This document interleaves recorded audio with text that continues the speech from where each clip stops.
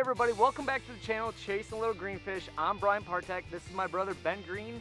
We just finished up the Toyota series here, event number 2 of the Central Division, a legendary Lake Dale Hollow. Ben racked up a 31st finish.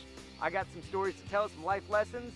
Got a tournament recap coming right at you. Stay tuned.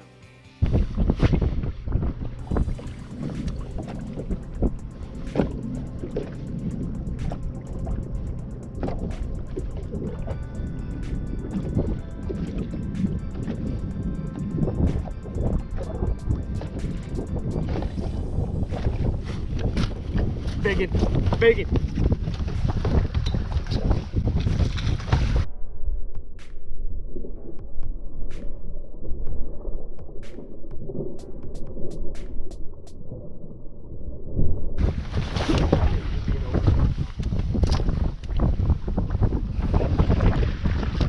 Oh my gosh, it's gotta be over. It's gotta be an over.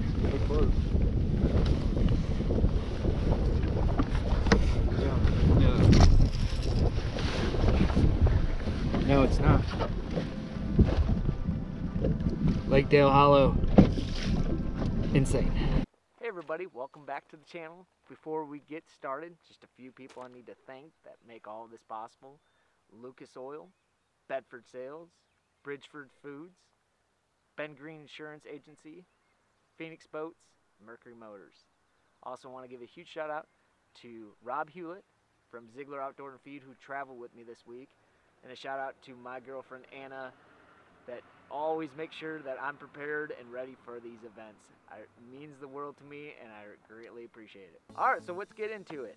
Lake Dale Hollow. Wow, what a place, what a fishery. It's a world-class fishery, and it's really well known for smallmouth. Giant smallmouth.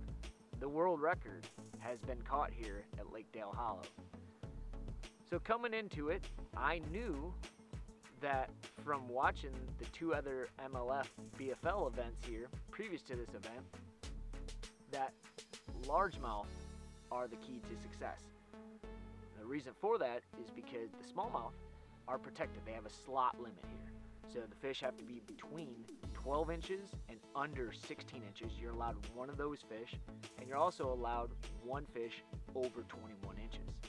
Which means there's a pretty big gap range there that falls into the slot, and those fish, I caught a bunch of them this week in practice and also unfortunately in the tournament. They're fun to catch, they're beautiful, healthy, gorgeous fish, but they will absolutely break your heart.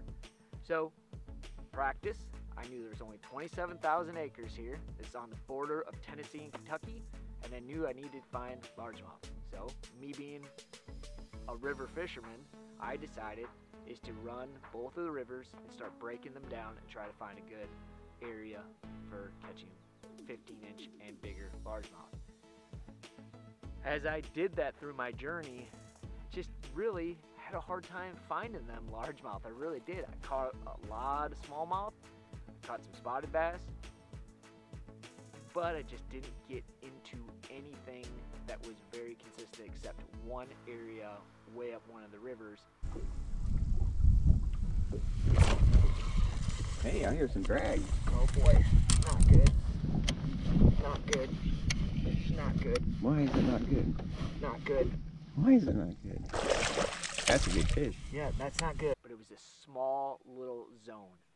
There were a lot of boats up here. When you put 289 boats on a 27,000 acre lake, it actually gets covered up pretty good. I knew that in order to do my best, I was going to have to really break down that area and grind it for all that it's worth. So day 1 of the event, I draw Gary. Gary's from Kentucky, super nice guy, and had a lot of knowledge of the lake. He'd already fished both of the BFLs coming into this, and knows this lake, considers this lake one of his favorite lakes. So he gave me some good insight, which was 100% within the rules. You can talk to your co-anglers at the Toyota series, and really helped me better understand this fishery. When I told him where I was going, he's like, yep, you're not going to get many bites up there, but they could be some good ones. Before we got there, we did stop on an area to try to catch an under smallmouth, and it worked out. It was going to plan. I catch an under smallmouth. I caught a 15-incher, really nice you know, 2.5 pounder. We're off and running. So we then run up the river, run into that zone. Gary catches a really nice one of his almost 3.5 pounds. So it gave me the confidence they were still there. Slowed down, started going down the bank. I catch a keeper. You're not sure now, though. I got it. Second keeper of the day on a square bill. I go around about another 15 feet or so, come up to a tree, make a cast, and you're gonna see here in the clip, just battled the fish incorrectly, bad luck, fish comes off.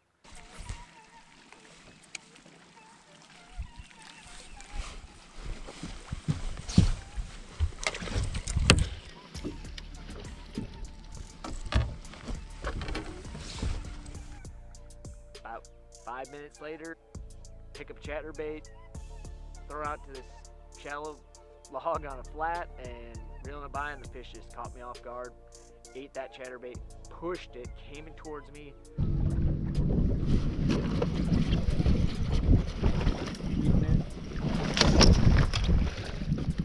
Just again, didn't get a good hook in that fish, and that one was about 3 pounds. Saw it, jumped, come off.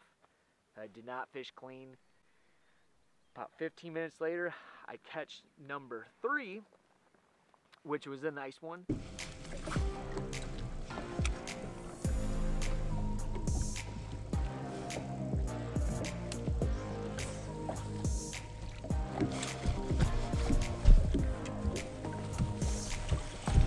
Gary, take time, take time.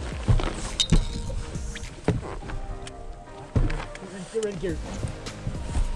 Easy, easy, easy. Cheers, cheers. Thank you, thank you, thank you.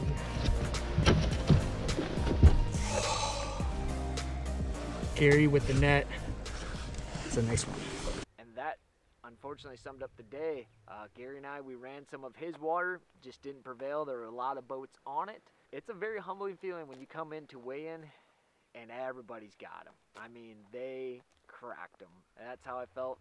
A lot of 15, 16, 17 pound bags. Like, I really felt like we're going to be weighed in, and it hurt. I'm sitting in 150th after day 1 with those 4 fish. Day number 2, I actually draw Gary's travel partner, Jim. Jim, really nice guys from Mississippi. Jim had a rough day 1, so he's like, hey, let's just go for broke. Well, in bass fishing, when people say they're going to go swing for the fences, it normally doesn't end up well. So I didn't want to say I was going to go swinging for the fences. I really wanted to say, hey, I'm going to choke up with a bat and try to get on base and try to get some points and keep the season alive and go from there. I said, we're going to change some things up in the morning. We're going to try to go for some smallmouth, try to catch both of our unders in the slot, and we're going to go from there. Well, that didn't work out. I stopped on the same place that I stopped on day 1. Didn't have a bite there, but I decided to fish a flat that was in that area that had some grass on it. So I scanned out there with that Garmin live scope, and I see a fish right off a grass clump. Fire that mega bass Vision 110 plus 1 on a Dobyns 684 CB, which again is an awesome jerkbait rod. Paired up with 10-pound test Gamma fluorocarbon line with a Daiwa CT Tatula. Cast out there, jerked it down to that fish. Fish comes screaming right up, clobbers the jerkbait. You're gonna see here, I catch this nice one.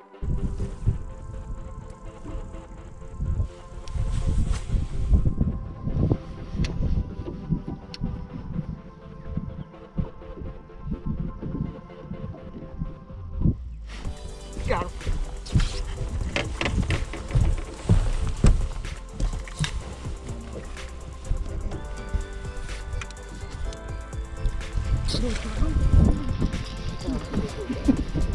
Come on. Thank you. Oh my gosh, he did. Watch him move.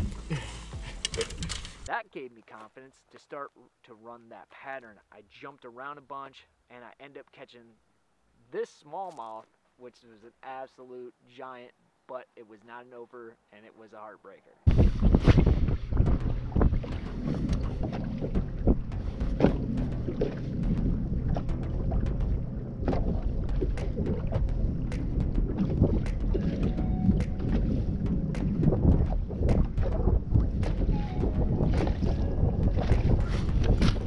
Big it, big it.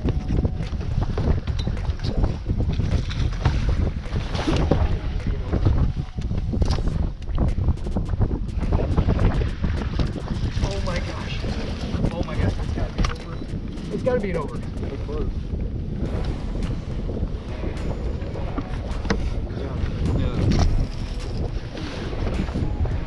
No, it's not. Lakedale Hollow. Insane. So I figured after that, I need to at least run back up the river to fish that small little zone that I did on day one to see if anything had reloaded. Went up there, I ended up losing a fish, never saw it, just pulled off on the crankbait. My partner Jim, he ended up losing a keeper. We saw that fish, he lost one on the crankbait. They just weren't getting it right. I feel like those fish up there just felt the pressure big time. There were a lot of boats up there, and there weren't a lot of fish up there to begin with because I feel like a lot of them had been plucked from the other two events. I decided to run back to the main lake.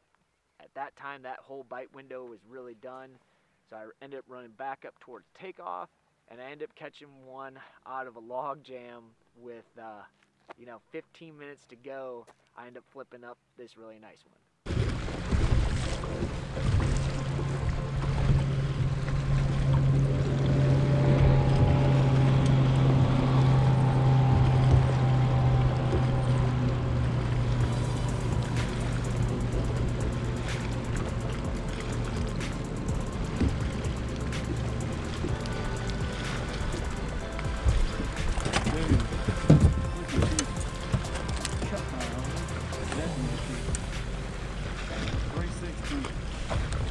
Never, ever give up.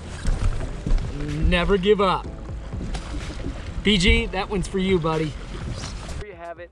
That was the end of day two. Had a great time. Again, made some great memories, some new friends.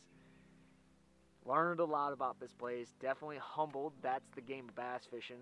Sometimes you catch them, sometimes you don't. Experience is what you get when you don't get what you want. There's my recap of day one and day two. Let's get Ben and hear about his story. Ben, welcome back to the channel again. Great job, buddy, on your 31st finish. Thank you, Brian. Anything you would like to tell everybody? I just want to say thank you to my day one boater. We went up a river. There wasn't much grass. There were plenty of smallmouth, plenty of small bass, but he put in 3 days to find one bite, and that bite was there, so that's why he started there. And we had a lot of fun. Brian's going to put in the footage here of me catching a decent slot length smallmouth. Yeah, I see him on the side scan. Between us and the bank, yeah, it's a lot more fish than I've seen over out there.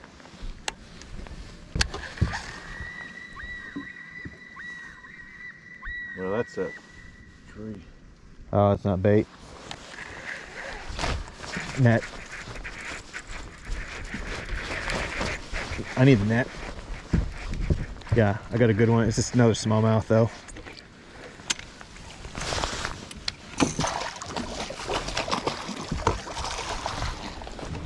You make it 21. It's a nice fish, huh? If he touches 21, you got one. It's a world-class fish right there.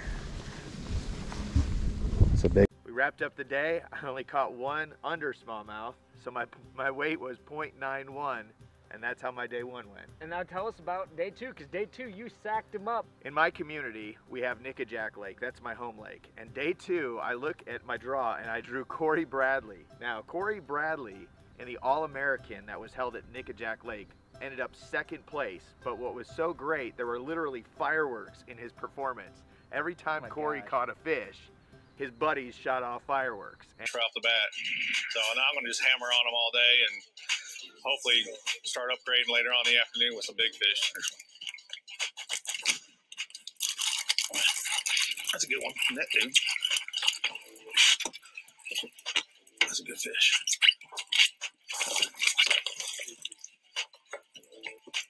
Here it goes. Sorry about all the fireworks. My fans, bro. There you go. Perfect. And I was ecstatic to be in the boat with a guy like Corey Bradley. I knew this guy is an advanced level angler, and I knew that I was going to learn a ton. We got out there to the spot, which was kind of interesting. There's no filming of that day. I didn't want to because he's in contention. And we get to the spot, and I realize that it's a spot that I'm very familiar with. So I'm watching Corey do his thing. I'm doing my thing off the back of the boat. Corey's doing the spinnerbait deal, and I started throwing all kinds of different baits. The swim jig got eaten. The LV500 got eaten. The spinnerbait that I did have, I ended up tying one on, that got eaten. But ultimately, the rock star of the event, the old lipless, the old LV500. And if you haven't seen it, go check out the video. We went to Clear Lake and watched this guy teach me how to throw that bait. So I appreciate it. It all comes full circle. It really does, Ben. Very, very proud of you. Huge shout out also to Ben Green Insurance Agency and Kevin Sigalito, again, holding down the fort for us this week. Kevin, you did a great job. Always a rock star, as always. Ben, you got anybody else you'd like to thank? I really want to thank Corey Bradley. I got in the boat with him and I said, Corey, what my job is today is to make sure you make it to day 3. And he laughed. He laughed at me like, okay, well, whatever. Well, he's out there fishing right now. Hopefully he's got a big bag. We're going to see how he ends up, but that's who I want to thank. That's awesome, Ben. So there you have it. Huge shout out again to Lucas Oil, giving me the opportunity to come out here 3 years in a row. If you're not familiar with Lucas Oil products, definitely check them out. You'll find one that meets your needs. Also, with fuel prices the way they are, make sure you reach for a bottle of Lucas Oil Deep Clean. It's going to help with miles per gallon. It's also going to eliminate a lot of those carbon deposits. Also, huge shout out to Bridgford Foods, bringing me on the team this year. If you head on to any local Dollar General, you'll walk in and get yourself a bag of Bridgford beef jerky. You'll be happy that you did. Also, huge shout out to Bedford Sales, West Route 6. Put me in a Phoenix boat, 921 Elite, my equipment this week with my Mercury motor, absolutely flawless. Huge boost of confidence knowing that when your equipment's operating, you have no one else to blame but yourself. So again, tough tournament for me, learned a lot, had a good time, got to see my brother Ben again. He got some great points, cashed a nice check, and he is setting up pretty to make that championship. So we got our work cut out for us. Lake Chickamauga is next, almost in Ben's backyard. And then after that, we're headed up north for the Northern Swing, and I got some work to do to make that championship to see Ben down there at Guttersville. So there you have it. Thank you, everyone, for the support. Appreciate all of you, and we'll see you at the next one, Chasing a Little Greenfish.